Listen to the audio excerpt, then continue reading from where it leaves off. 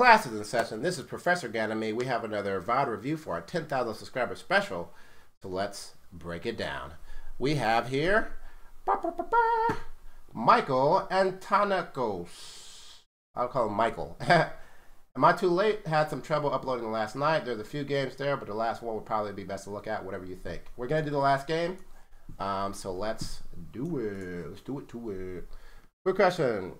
Okay, so quick question. Says a car games in my chat. What would you say separates a gold Lucio from a plat Lucio from a diamond Lucio? I'm main support. My biggest issue is probably flankers. The game losers are the ones where I'm targeted outright, but my team can't protect me.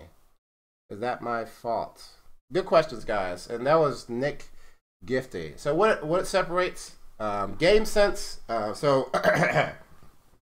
how well they use their ultimates, how many times they die.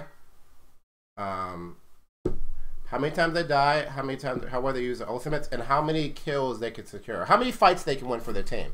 So with Lucio, your kit has the ability to really win fights by, separating the enemy team, by knocking back key flankers, because your kit's really good. Lucio's kit is really good at flankers so that you can knock them back. A Reaper is only good if you can get close to his target, and if you knock him back, then blah blah blah.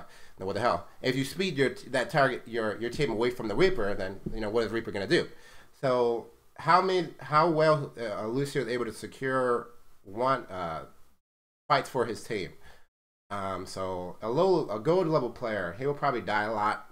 He'll probably waste a lot of ultimates. He'll probably because he's so dead so often, he'll probably miss opportunities to knock people back who would really benefit, where his team would really benefit from that person being knocked back. Or he won't make a big play like knock people off the map. He won't even see those opportunities that he could be making with his kit, either because he'll be too dead or he just doesn't know that they exist. As Lucio, you should be able to just plainly be able to evade flankers. Yeah.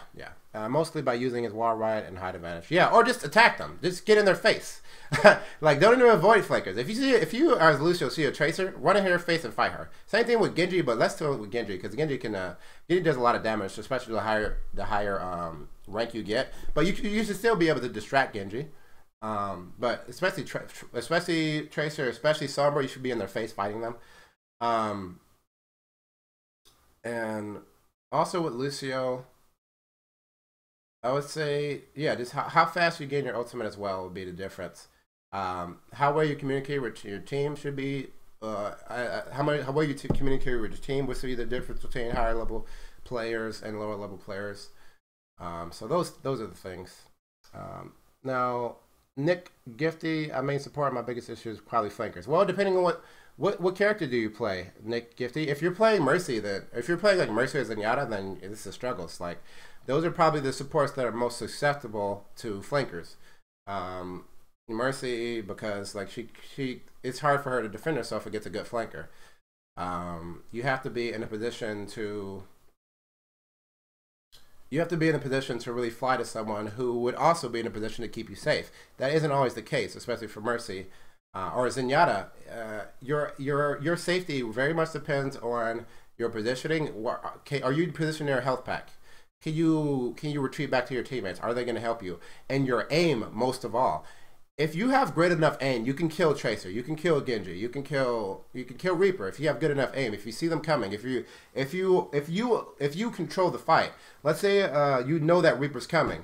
That's a lot better than if you have no idea and the fight starts by Reaper shooting you in the back. You're probably gonna lose that fight. But if you're aware, if you position yourself where you're like, Reaper's gonna come from these areas. Oh, there he is. Discord shots to the head. That's how you protect yourself. But if you don't have the aim to do that, or the Super Reaper awareness to do that, or the positioning, or the good enough positioning to do that, you're gonna have a bad time with the flanker. We're ready to do peak out this season. I solo queued my way to Diamond before I made my Smurf and started playing on my Smurf. So I haven't played on my main account in about a month and a half after I got to Diamond. Because then I wanted to learn other characters. So I started playing Zarya and Ana on my Smurf. And now I finally, after I think it was 2 days ago, I started playing Lucio again. I actually haven't played Lucio in like a month and a half. Really. No, I haven't played Lucio on my main account in like a month and a half. So yeah, I picked that diamond and then I stopped playing. But we're back. We're back. At that point. We are back. So we got Michael again, so let's do it. The speed buff. I assumed they were contesting. They're talking about something. Oh wow. We lost our DPS. Alright, we're moving in. Moving in, let's see what he wants to do. Not sure who he knocked back there. You gonna good app. You can see from his ultimate charts that he really got a lot out of that app. We just forced them to group together though. Tired is lost. Yeah, not sure. Lucio? Oh, there's no in-game sound. There's just a here. Okay. Ah, there we go. So he got killed by the Roadhog. He didn't even get hooked. Roadhog just rounded the corner and just kind of shot him. Am I though? Oop. All right. So Roadhog. That guy's annoying. When you the start of the match, you want to play cautiously a little bit, just because you have to see where the biggest threats. Basically, you play cautiously at least the first like 10-15 seconds of the match because you have to see whether or not they have a Roadhog. Once you know they have a Roadhog, that informs how you can play the rest of the game. Because then you have to position around that Roadhog. You have to be out of his line of sight. You have to wait for the hook. Once you hear the hook, that's when you can be a little bit more aggressive. Now, this Roadhog kind of just one-shot him because, you know, he got a shot in. And Lucio wasn't really paying attention. Lucio wasn't actively trying to dodge. But if Roadhog hooks, you can oftentimes, with proper strafing, with proper wall climbing, with proper switching the momentum with your... switching your momentum by constantly switching back and forth between your crossfade, you can dodge Roadhog shots pretty well, which means you can probably harass his face until for 6 seconds, and that's when his Roadhog, well, that's when his chain comes back. That's where you have to back off, or go do something else that has nothing to do with that Roadhog, or try to dodge the hook, but it's very risky. You could die while you're trying to dodge that hook. Ideally, you just want to go do something else when his hook is available. But you have to be aware of that Roadhog. Roadhog by far is Lucio's biggest threat. He can one-shot you. He one-shot you right there without even hitting you with his hook.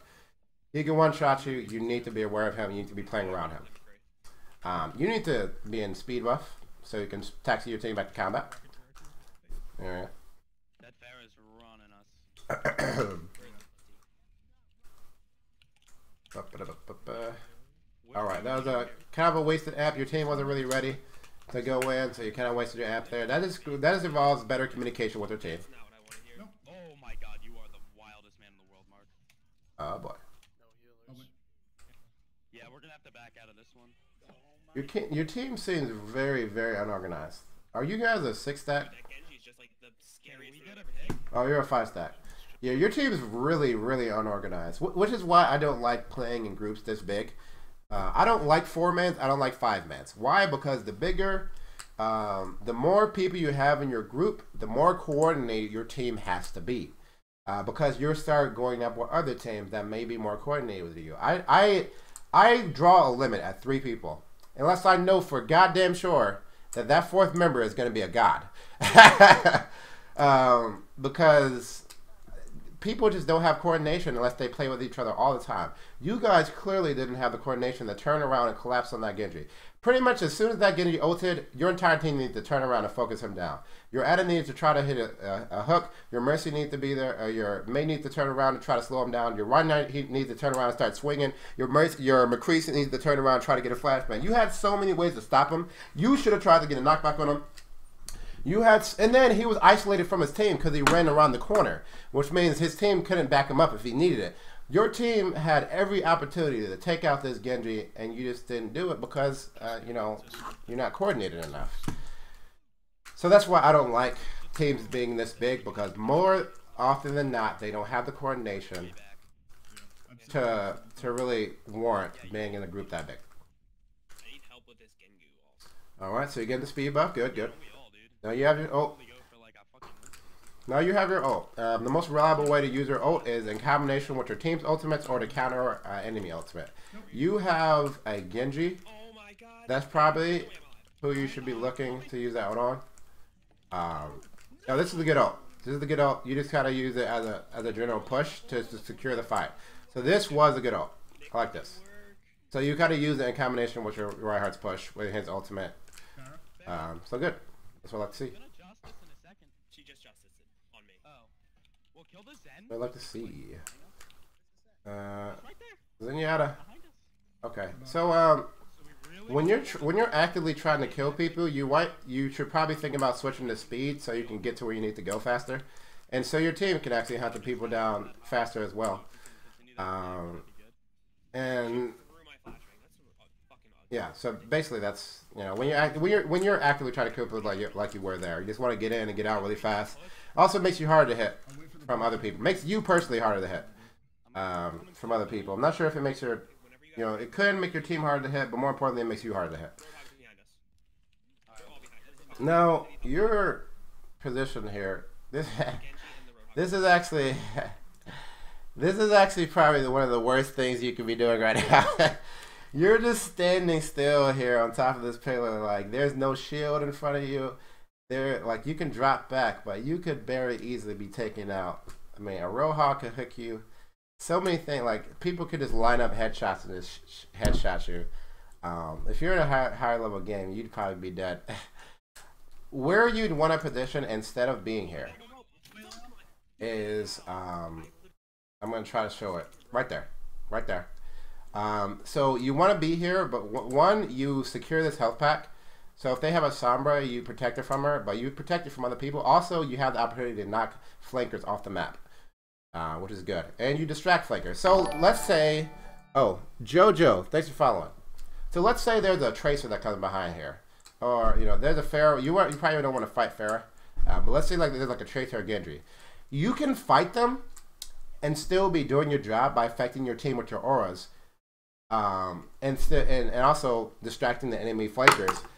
But the thing is, while they're fighting you, they're not doing anything but fighting you. You're completely stopping them from doing their job, which could be to secure a kill on someone who's a lot harder to kill, or a lot easier to kill than a Lucio.